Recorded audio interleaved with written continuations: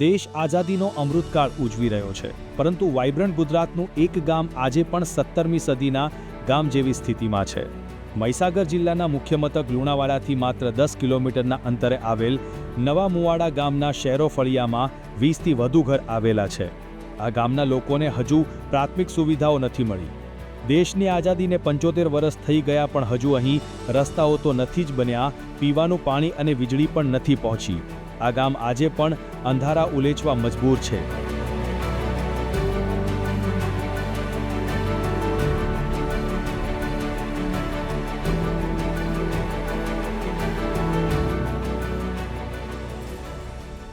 આ દ્રશ્યો જોઈને તમને કદાચ થશે કે કોઈ એડવેન્ચર ટૂર પર ગયા હોય. પર્વતીય વિસ્તાર, ઘનઘોર જંગલ, પગદંડીઓ, રસ્તામાં વહેતું પાણી, કાચા મકાનો, ધરતીનું સ્વર્ગ જાણે જોઈ લો. પરંતુ આ એ માર્ગ છે જ્યાં થઈને નવા મુવાડા ગામના શહેરો ફળિયા સુધી જવાય. અહીંયા તમારે આવવું હોય તો ગાડી કે બાઇક પર નહીં, પગપાળા જ આવવું પડે. 1.5-2 કિલોમીટર અંતર કાપ્યા પછી તમે આ ગામ પહોંચો એટલે તમને 17મી સદીમાં આવી ગયા હોય તેવો અહેસાસ થાય. કાચા માટીના મકાનો, લાકડા અને પથ્થરોથી બાંધેલા ઘરો, કપડાં પહેર્યા વગરના નાના ભૂલકાઓ, દારૂણ ગરીબ પરિસ્થિતિમાં જીવન ગુજારતા લોકો. મુખ્ય પ્રવાહથી જુદા હોય તેમ અહીંના લોકો જીવન ગુજારી રહ્યા છે. અહીંયા નથી રસ્તો કે નથી પીવાનું શુદ્ધ પાણી, નથી અહીં લાઇટ.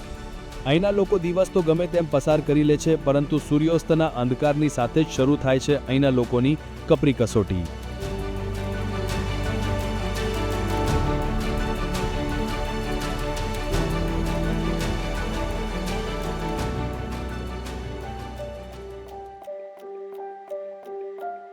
હવે આ દ્રશ્યો જુઓ.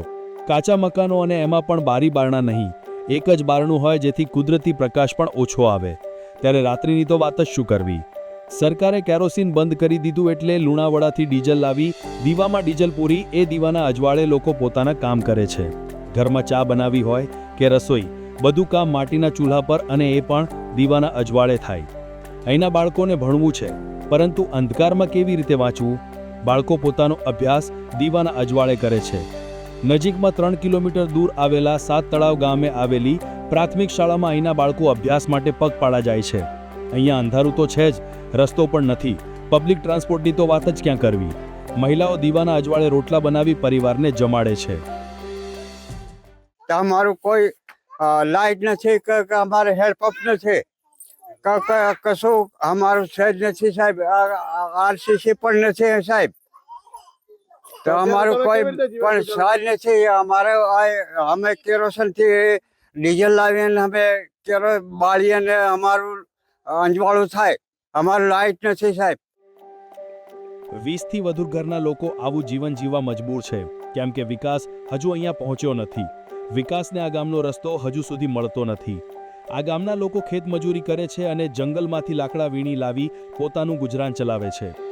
અહીંના લોકો કહી રહ્યા છે કે દેશ તો આઝાદ થઈ ગયો, પણ અમને હજુ સુધી આઝાદી નથી મળી.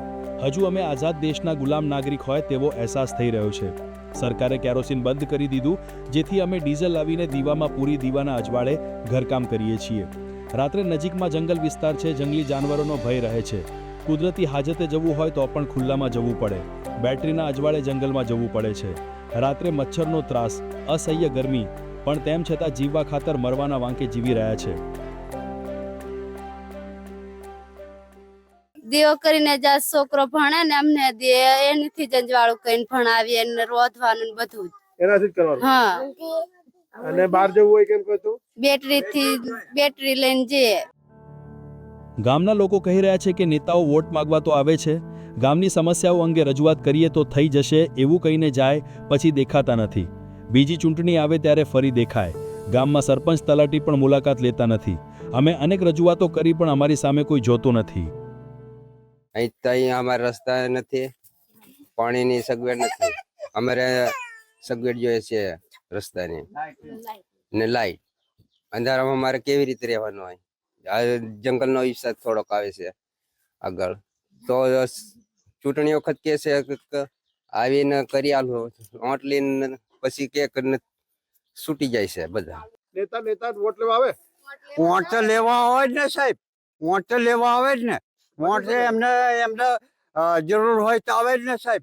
પછી એવું કહે છે એ તો કરી આલશો એમ કે, પણ થતું નથી સાહેબ. કેટલા વર્ષ થઈ ગયા? અરે બહુ વર્ષ, અમારે કેટલા વર્ષ થઈ ગયા, અમારે 4-5 સરપંચ બદલાયા તોય હજી અમારું કઈ ઠેકાણું નથી.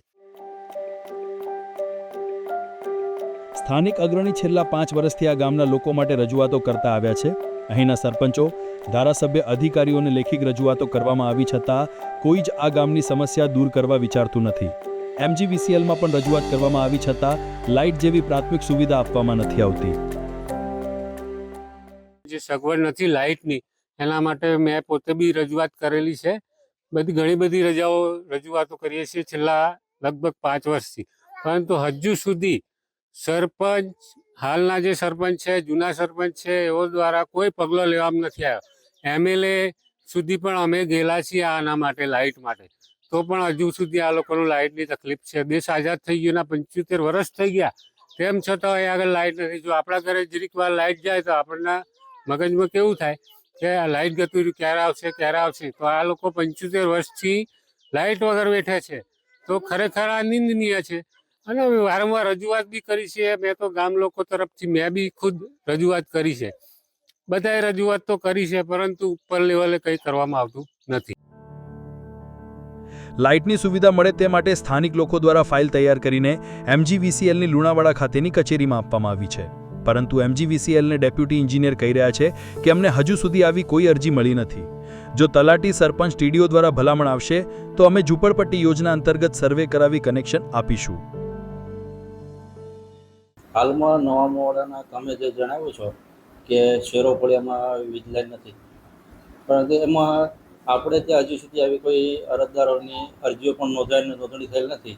વધુમાં જો એ વિસ્તારના રહીશો જો BPL હશે, આવક ઓછી હશે મર્યાદાની અંદર, તો એમને આપણે MGVCL દ્વારા ઝૂંપડપટ્ટી યોજના હેઠળ તેઓને વીજ જોડાણ આપવામાં આવશે. પરંતુ આ માટે તેઓએ ગામના સરપંચ, તલાટી દ્વારા તાલુકા પંચાયતની ઓફિસમાં TDOના ભલામણ પત્રથી લેટર આવ્યાથી આગળની કાર્યવાહી કરવામાં આવશે. હવે ત્યાંથી આપણને જે અરજીઓ આવશે એના દ્વારા આપણે સર્વે કરાવી, સર્વે એની પર જે મંજૂરી મેળવી ત્યાં પછી આપણે કામગીરી કરવામાં આવશે. આઝાદીનો અમૃત મહોત્સવ ઉજવતો આપણો દેશ વૈશ્વિક આકાશી ઊંચાઈઓને આંબી રહ્યો છે. દેશ અને રાજ્યમાં હરણફાળ વિકાસ થઈ રહ્યો છે, પરંતુ લુણાવાડાના આ ગામની અંધારી કાળી બાજુએ આ વિકાસ માટે કાળા ડાઘ સમાન છે. સોનાની થાળીમાં લોઢાની મેક કહેવતની માફક સમૃદ્ધ ગુજરાતમાં અંધારુંવાળું ગામ એ આપણા માટે કલંકરૂપ છે. આ અહેવાલ પછી તંત્ર અને સરકાર ગામનું અંધારું દૂર કરી ઉજાસ પાથરવા ગંભીર બને જરૂરી છે.